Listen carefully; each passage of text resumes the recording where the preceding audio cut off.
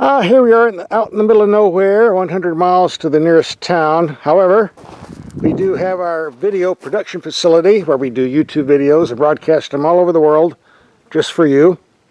And let's see what we're driving this week. Looks like a Volkswagen Atlas. It's a little dusty from the back roads out here. Looks like we're going to have to give this a wash job, and then we'll take it to our test facility and take a closer look. And don't forget to subscribe, because running these operations costs a lot of money.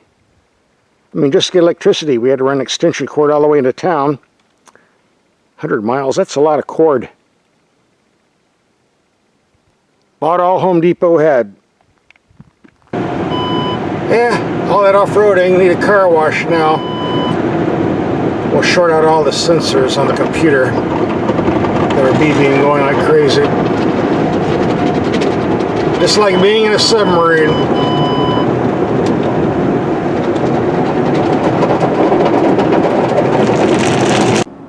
We brought the Atlas to our warehouse to get it all clean and shined up again.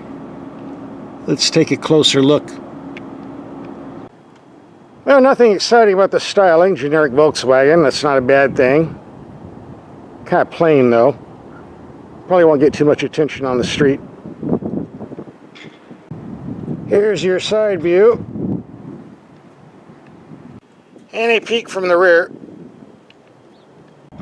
And they shipped it all the way from Michigan just for us. Michigan, isn't that where they have that crazy governor that nobody likes? Yeah, I saw her on TV the other day. Talk about Botox and plastic. Yeah, whatever turns you on. This is one of the widest SUVs I've seen in a long time. Very wide. There's no problem fitting 3 full-size adults in the second row seating, that's for sure.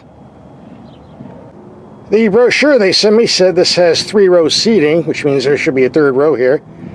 Guess we didn't get that. Under the floor we have a real spare tire and more storage room. You stick a lot of stuff in here. You would think a big car would have a big engine. That's not to be. A little 2-liter turbo down there, putting out 235 horsepower. Because it has a turbo, the torque rating is down rather low where you need it, with the 8-speed automatic transmission hooked up.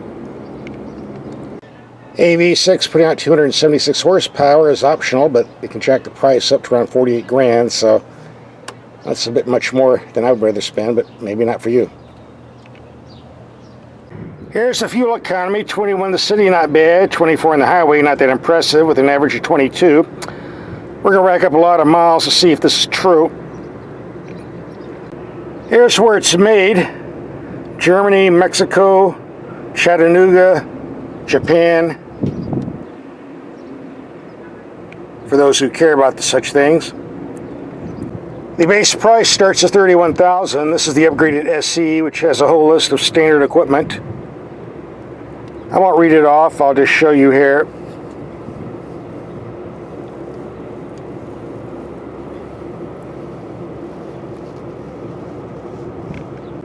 I'm told the SE is supposed to have no options at all, everything's standard, but they couldn't help themselves, charging an extra $395 for this gray paint job. Come on guys, really? Well, in any case, there's a total asking price. Not out of bounds for a vehicle in this class. We get a large glove box. You can stick a lot of stuff in there. I found the owner's manual rather humorous. It says this is the United States version. If that's true, why do we have all the metrics in here? For example, it says the fuel tank capacity is 70 liters. That doesn't tell me too much, now does it? Although my mathematical brain tells me that's approximately 18.5 gallons, give or take, for those who need to know that. One thing I always liked about the previous Volkswagens, they used the same basic interior as the upgraded Audis, but apparently not here. This is a pretty drab cabin, looks like an old taxi cab, a lot of cheap plastic. That's the bad news. But aside from that, I have no complaints. We've got a nice gauge cluster here. Easy to read, lots of useful information in between. Climate controls don't get any simpler than this. We get a button to turn off that idiotic start-stop system. If you know what that is, I'm sure you don't like it. Pressing this solves that. Be gone. We get a nice looking clock that's hard to see with the glare I'm getting at this angle, but there you go. You don't like that? You can get that. Forget that. The radio system is very easy to program, unlike other German cars I can think of. These sun visors do slide back and forth to block out sun from the side windows. Some vehicles you can't do that, unbelievably. I'm not sure what this is supposed to be. Some weird fake wood or fake metallic wood. Looks kind of goofy, but doesn't really bother me that much. You get a giant console between the seats. Oh yeah, I almost forgot the doors come all the way down to the bottom, so all of this area here, rocker panels, stay squeaky clean. So you won't be tracking dirt on your pants the way it should be. Thank you, Volkswagen, for getting it right. Alright, first half of the video show and tell is over. Let's go to the exciting part where we do some driving. We'll start by taking out these big headlights. See what they do in the dark. Look fancy enough, but they're expensive to replace. They always are. It's dark enough. Let's take these headlights out. See what they do. One thing I don't like right off the bat, at night when you turn on the headlights, the interior lights over the second row seats come on, and apparently you cannot turn them off. I've tried everything. You see how it lights up the seats and up here on the roof. Looks like the only way you can disconnect them is to get a hammer and smash them up, or maybe put some black tape over it, which might be a more sane solution. I cannot turn these off no matter what I do.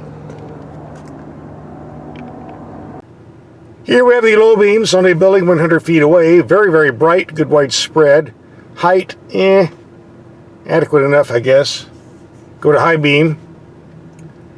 Pretty strong in the middle. Here we have the high beams on a building 300 feet away. Good widespread, good power, good height. No complaints here. Go down to low beam. And it goes out about 80% of the way. Adequate enough. Overall, the headlights are pretty good. No complaints for me. And here's what the rear view camera looks like. A little fuzzy on the camera, but a lot better in person.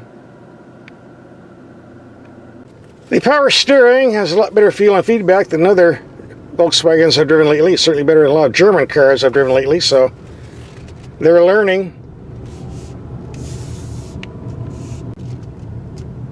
This is a two-wheel drive, front-wheel drive version. I'm told they make an all-wheel drive, but can't totally confirm that. So let's take some corners and see if we can spin it out. A lot of body lean here, but it is a pretty soft suspension. Not a race car, but holds the road okay, as most German cars do. The SE comes with big tires mounted on giant 20-inch wheels. On top of that, they recommend 36 pounds of air in the tires. You would think that would result in a pretty rough ride. Not necessarily. The suspension is pretty comfortable on the street, but you do hear some thumping from these big rubber donuts. So we'll take it on some speed bumps to see what happens. So as we do in all my videos, let's take the speed bumps at 20 miles per hour. Evaluate the suspension performance and impact. Bump number 1. Oh, those are big wheels and tires for this select vehicle. Heard it, but didn't really feel it. Number 2. The bark is worse than the bite. Number 3. And here comes the nasty one. Hang on. Oh, that sounded horrible, but didn't feel a thing. So I guess we're okay. I thought this was a lightweight, but I was just told that these weigh something like 5,000 pounds. Maybe that's with a V6 and all-wheel drive. It doesn't feel that heavy. But either way, a 4-cylinder engine putting out 235 horsepower is not going to lay rubber, that's for sure. Takes a while to get moving. Once the turbo kicks in, yeah, then you get moving.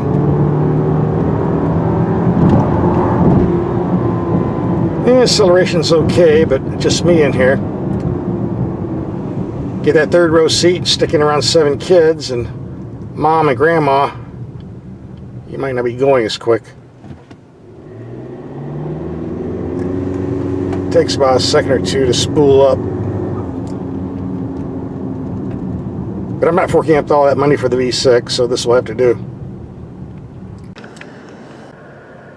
We're going to take this V-dub on a highway trip, see what type of fuel economy we get. This Volkswagen is a comfortable highway cruiser. The ride is comfortable, the wind noise is low, unusual considering the big boxy shape. Seats are comfortable enough. Question is, what is the fuel economy? We'll find out soon enough. 22.5 miles to the gallon. That's not too bad for a large vehicle, but not that impressive for a 4-cylinder. But it is what it is. This is an SUV, so I think we're obligated to take it off pavement and see how it performs. So here we go. You're just not going to move, are you? Yeah, what a scraggly mutt. No, idiot. The other way.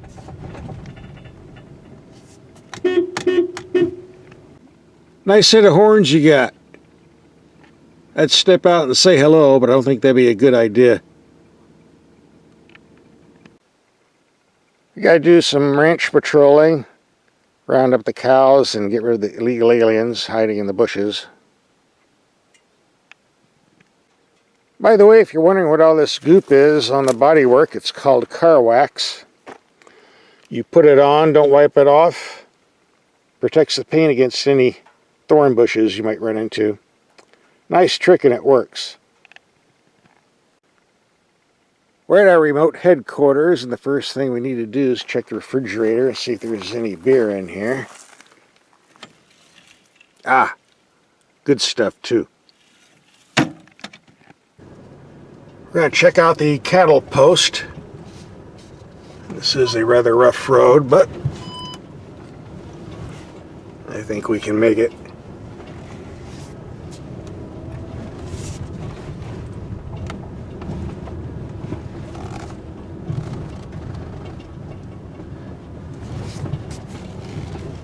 Yes, indeed. It's time to head back to civilization and solid pavement. And again, I'm very impressed with the suspension. It does a great job absorbing these nasty ruts and dips. And if you get this with all-wheel drive, the traction will be even better for off-road. Although the fuel consumption might go down a bit. Well, so far we put 300 miles on the clock with 100 miles to go, so we're getting some good mileage off this large fuel tank. Well, medium-sized fuel tank, actually. 18.4 gallons or 70 liters. So after a week of driving, what's my take on this Volkswagen Atlas? Well, if you're looking for a vehicle with lots of room and comfortable to drive on a daily basis, this certainly fits the bill. Other than that, it's a matter of cost. Would I spend 48 grand for the fully loaded V6? Probably not, but the 36 grand asking price for this seems reasonable enough. So if you're looking for a larger vehicle, 3-row seating with a good warranty, this might be for you.